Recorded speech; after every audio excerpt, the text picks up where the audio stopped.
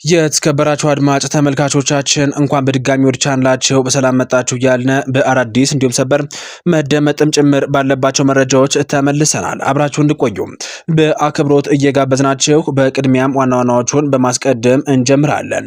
በሰልፍ እጅ እናሰጣችኋለን ሲሉ ጠቅላይ ሚኒስትር አብይ አህመድ ተናገሩ። በማይነቃነቅ አለት ላይ ተመስርተናል፣ ማንም እንዳሻው ቢወጣ ቢወርድ አይነቀንቀንም ሲሉም ጠቅላይ ሚኒስትር አብይ አህመድ ጠንከር ያለ መልእክት አስተላልፈዋል። በሰልፍ እጅ እናሰጣችኋለን የተባሉት እነማን ናቸው? ጉዳዩስ ምንድነው? ጠቅላይ ሚኒስትር በሰልፍ እጅ የሚያሰጧቸውስ እነማን ናቸው?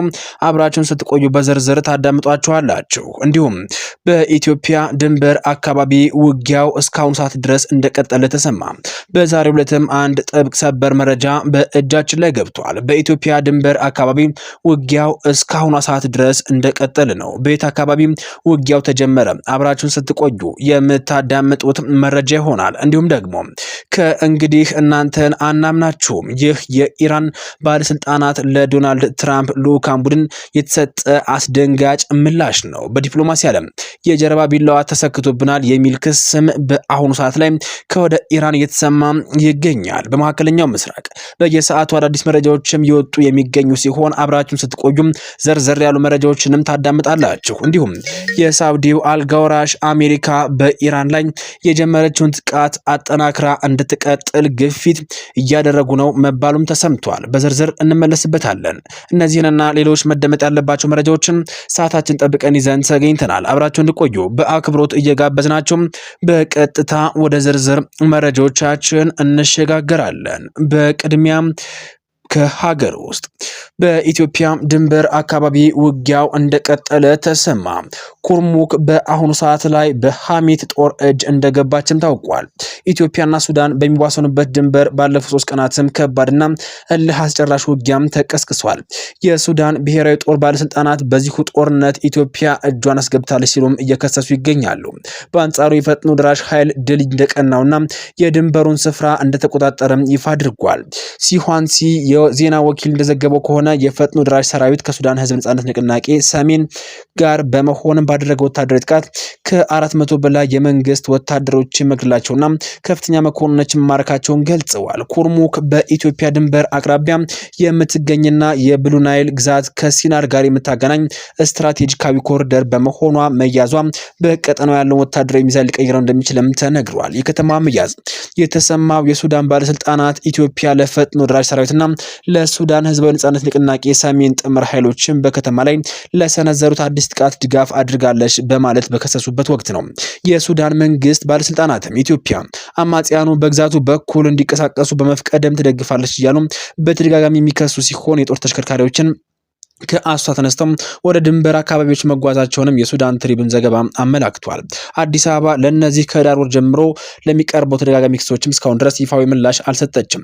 በኩርሙክ ዙሪያም በተደረገው የሰሞኑ ውጊያ የፈጥኖ ድራሽ ሰራዊትም እንዲሁም ደግሞ የሱዳን ህዝብ ነጻነት ንቅናቄ ሰሜን ጥምር ኃይሎችም ከከተማዋ 20 ኪሎ ሜትር ርቀት ላይ በምትገኘው ጁሩት አካባቢ የሱዳን ጦር ክፍሎች መደምሰሳቸውንም ጨምረው ገልጸዋል።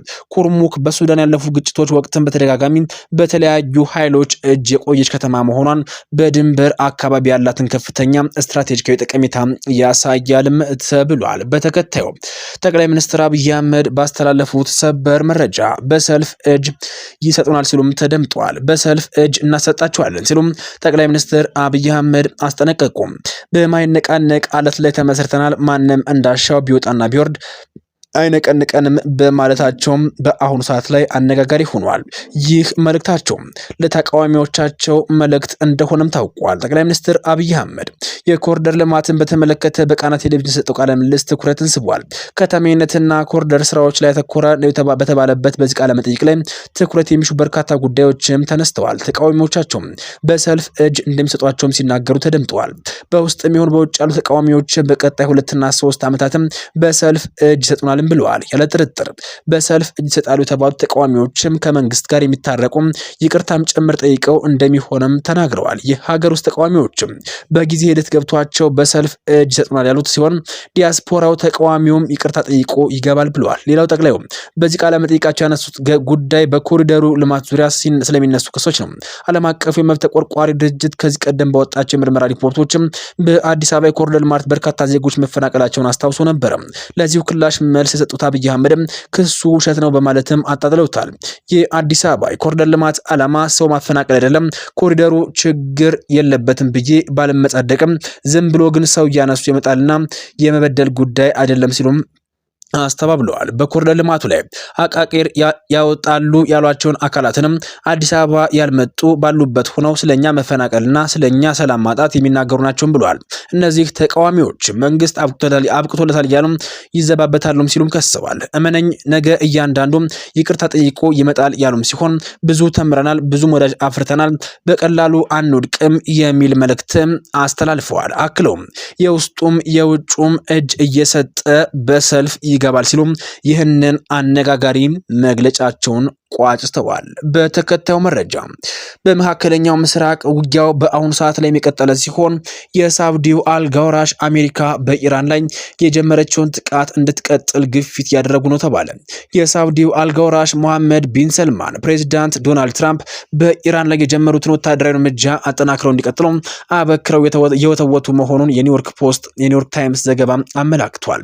አልጋወራሹ የአሜሪካንና የእስራኤል ጥምረት በኢራን ላይ እየተሰነዘረ ያለው ጥቃት ታሪካዊ አጋጣሚ ሲሉም ገልጸውታል ተብሏል።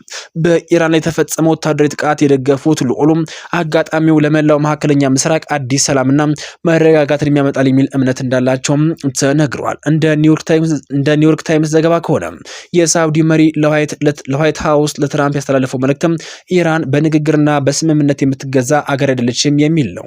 ኢራን ለባህረ ሰላጤው አገራትም የረጅም ጊዜ ስጋት መሆኗን የገለጹት ቢን ሰልማን አሁን ካለችበት አደገኛ ከሄድም የምትመለሰው መንግስት ሙሉ በሙሉ ሲቀየር እንጂ በዲፕሎማሲያዊ ማባበል እንዳልሆነም አስረድተዋል ተብሏል።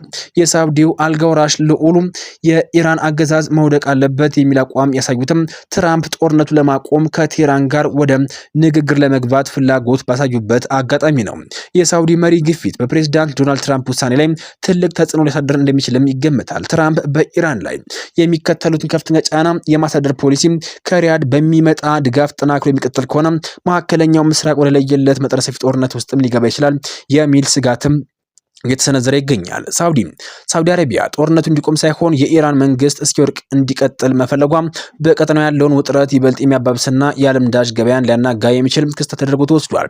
ይህም የሳውዲ አረቢያ አቋም ከኢራን ጋር የነበራትን የቆየ ቁርሾ ወደ ቀጥተኛ ፍጥጫ ማደጉንም ያመላክታል እየተባለ ይገኛል። ይህ የአልጋወራሹ አቋም በመካከለኛው ምስራቅ ትልቅ የፖለቲካ ለውጥ መምጣቱን አመላካች ሲሆን የባህረ ሰላጤ ሀገራትም ኢራን እንደ ስጋት የተመለከቷት ይገኛሉ። ከዚህ ቀደም ሳውዲ አረቢያ ከአሜሪካ ጀርባ ሆኗ ጥንቃቄ የተሞላበትን አካሄድ ስትከተል የነበረች ቢሆንም አሁን ግን በግልጽ የጦርነት ድጋፍ እየሰጠች መሆኗ ታይቷል።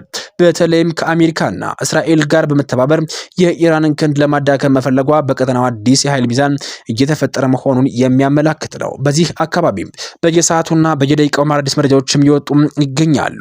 ከእንግዲህ እናንተን አናምናቸውም ሲሉ የኢራን ባለስልጣናት ለዶናልድ ትራምፕ ልዑካን አስደንጋጭ ምላሽ ሰጥተዋል። በዲፕሎማሲ ዓለም የጀርባ ቢላ ተሰክቶብናል የሚል ክስም የተሰማ ይገኛል። ባለፈው በየካቲት ወር ላይ የትራምፕ አማካሪና አማች የሆነው ጀራርድ ኩሽነርና ስቲቭ ዊትኮፍ ከኢራን ተወካዮች ጋር በጄኔቫ ተቀምጠው የሰላም ንግግር አድርገው ነበረ። ይሁን እንጂ ውይይቱ በተጠናቀበት በሁለተኛው ቀን ግን አሜሪካ በኢራን መዲና ቴህራን ላይ በሰነዘረችው ጥቃት የሀገሪቱ የበላይ መሪ አያቶላ አልሃሜኒ ተገደሉ። ይህ ክስተትም ኢራን ክፉኛ አስቆጥቷታል። አሁን ደግሞ አዲሱ ሰላም ንግግር በፓኪስታን ሊጀመር ታቅዷል። ነገር ግን ኢራን አንድ ቅድመ ሁኔታ አስቀምጣለች። ከኩሽነርና ከዊትኮፍ ጋር ዳግመኛ ጠረጴዛ ዙሪያ አንቀመጥም። በእነሱ ፋንታ ኢራኖች የመረጡት ሰው አለ። እሱም የአሜሪካ ምክትል ፕሬዚዳንት ጄዲ ቫንስ ነው። ኢራኖችም ቫንስ ቃሉን ጠብቃል ብለው ያምናሉ። ቫንስ ቀደም ሲልም በትራምፕ የጦርነት እርምጃ ላይ ጥርጣሬ የነበራቸው ሰው በመሆናቸው አሁን ለሚካሄደው ድርድር እንደ ታማኝ ሰው ተቆጥረዋል። በሌላ በኩል እንደ ሳውዲ አረቢያ ያሉ የባህረ ሰላጤ ሀገራትም ይህን ጦርነት መላውን ቀጠና ለመለወጥ ትልቅ እድል ነው በማለትም ትራምፕ ግፊታቸውን እንዲቀጥሉ እየወተወቱ ይገኛሉ።